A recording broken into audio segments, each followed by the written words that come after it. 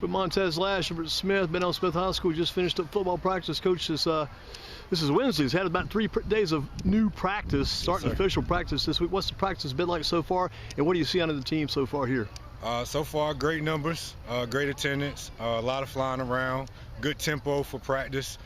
Kids have really been bought in since really spring, so I'm really starting to kind of see it come together. It's a good team. Still got tremendous work to do. I think we still got tremendous upside as well, but from what I'm seeing so far, I'm liking the way that we look. What are you expecting out of these guys? As a coach, what do you expect from these kids when they walk on the field each day? For me, it's about effort, man. We just try to be a little bit better every single day, try to find something we can be better at the moment that we come out. We meet as coaches every day, we meet with our guys every single day, and we're looking for something that we can be better at. As far as on the field, just letting the work that they've kind of put in since I've been here in January kind of come to fruition. I tell them every single day we're not a 3-win team. This is a playoff team with playoff talent.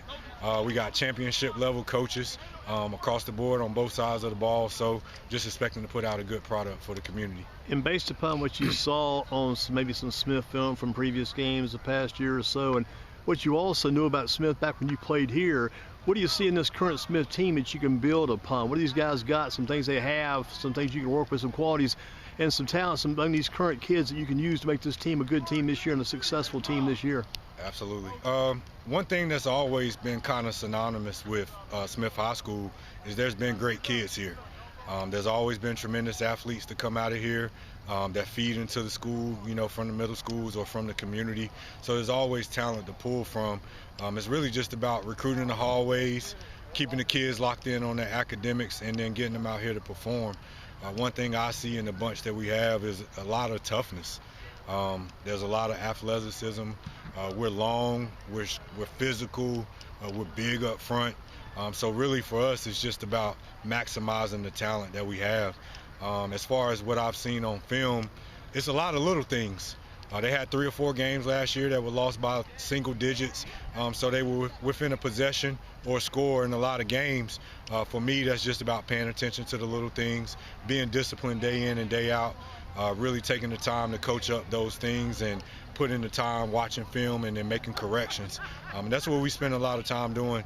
Coach Nicholson, my DC, does a great job. We've already started preparing for game 1. We're already locked in terms of what we're going to see. Offensively, the same. We'll be a lot more up-tempo. We're big, like I said, up front. We should be able to run pretty much against anybody in the state. So I'm looking forward to see what we can do as far as getting the ball downhill. We're super lengthy at receiver. We're averaging 6'2", 6'3" across the board at receiver. Guys that can really run and that are super athletic. So stretching the field, being physical up front, playing disciplined ball, creating turnovers, that's pretty much going to be the staple of our team. How is the game different now from back when you played for Coach McKee here and you guys had success? How has the game changed, and how have you as a coach and being a former athletic director, how have you changed as far as the way you work the game, work the teams? I think the climate of football is just different altogether. I mean, we're dealing with a lot different kids than when I played. Just the structure of practice, the 2-a-days, the heat, the heat restrictions, having to shorten practice or restrict practice. A lot of those things we didn't have to endure. Even just the philosophy of the coaches was a lot different. You know, we got to be a lot more hands-on, a lot more relationship building, but it's a good thing. It challenges you as a coach to reach your kids where they are, to maximize their talent, really build that relationship, get to know them as a kid, and then you get more of them from a football perspective. How important is it, as your role as a coach, to stress these kids, don't keep doing the same thing wrong, do the same thing right, and learn from your mistakes? That's hard to get across to kids sometimes. They do it, and they don't have success. They kind of start to give up. How do you keep these kids trying it and doing it right? Well, one thing I've said, so when I got here in January, the first thing was kind of building the culture of what hard work looks like. We started that in the weight room. The kids have been lifting since January. Spring ball, it was about structure, organization, discipline, being able to maintain that practice structure and organization while continuing to be a student athlete. The summer was about competing, obviously the 7-on-7s, and putting ourselves in a position to win. Now the next piece to me is actually going from putting yourself in a position of winning to actually seeing what it takes to win. So getting over the hump. So once we're able to do that and they experience the winning, I feel like that's going to kind of carry us through the season. You've been there before and done it quite a bit, so if the things don't go great in the beginning, how do you as a coaching staff and a head coach keep these guys motivated, keep them pumped up, to keep coming back, keep working at it, and keep chipping away at it till you get it right? Well, one thing we always talk about, bad things are going to happen in the game. You're going to have bad plays, you're going to have bad moments, but I harp with my coaches on staying the course and doing what's, coaching the next play or the next rep. We say the same thing to the kids. We can't expect a perfect game. We just want a perfect rep, one rep at a time. Do your 1 of 11. A lot of coaches say all those same things. So for us, it's really just staying locked in for the next play, regardless of what happens. We're not going to win every game. We just got to focus on each rep, each play, each snap. And to me, once you put those things together, that's how you win games. And for teams that have had struggles in the past and struggle trying to get wins, sometimes they get so close, and in the end, things start to fall apart. They start to jump on each other and tear each other down. How do you keep these guys glued together, support each other as teammates, lift each other up instead of breaking each other down when things don't go right? That's tough, too, sometimes. Absolutely. Anytime you take over a program that's not a traditional winning program, you're having to reset the kids' mindset, right, from a losing mindset to a winning mindset.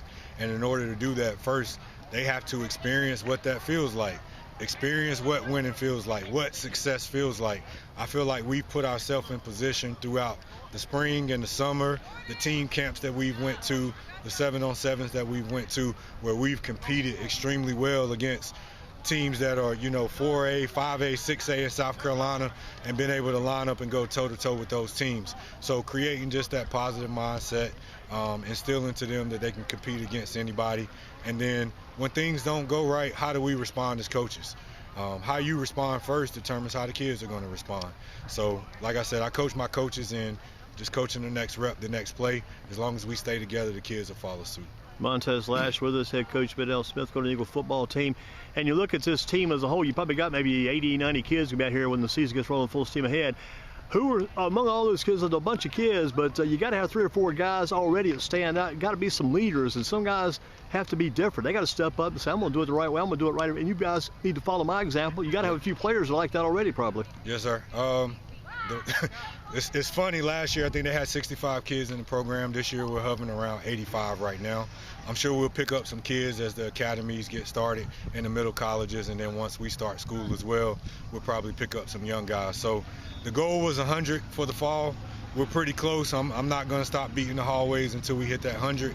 But as far as a leadership standpoint, man, I got some really great kids, some that are older and some that are young. Just to name a few, I hate really even doing that because I don't want to leave anybody out. Right. But our 2 DNs, Fakir Barnes and we call him Cuzzo, but Javier Branch, they're 6'3", 6'4" on the edges. They're going to be a terror. They're going to be a nightmare and probably be 2 captains for us. They do everything the right way. They're constantly here. They get it done in the weight room. They get it done on the field and lead by example as well as vocally. Offensively, my quarterback, I feel like, although undersized, is probably one of the most talented guys in the area nobody's talking about. He's a quiet leader, doesn't make a ton of mistakes. He's very athletic and a great student athlete. And then, of course, what's his name so we can watch for him? Cam Hatchell. I apologize. Cam Hatchell. That's okay. Just want to make sure we know who he is. Cam Hatchell. And then definitely I want to talk about my 2 receivers. They're 2-sport athletes. Gavin's a 3-sport. Gavin Palmore, he'll play outside for us, 6'3". And then my other outside receiver, Jamel Jeter, who's a transfer basketball player as well. He's 6'4", just a heck of an athlete. You may see him on both sides of the ball, but to me, those are 2 scary receivers nobody's really talking about. And then we picked up another guy, Jabari Mosley from Grimsley High School, who's also just been a great leader, does everything the right way as well. So a lot of great guys I can continue to talk about.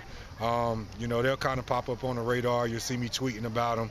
We didn't make a lot of lists as far as guys to watch, so we're taking that personal.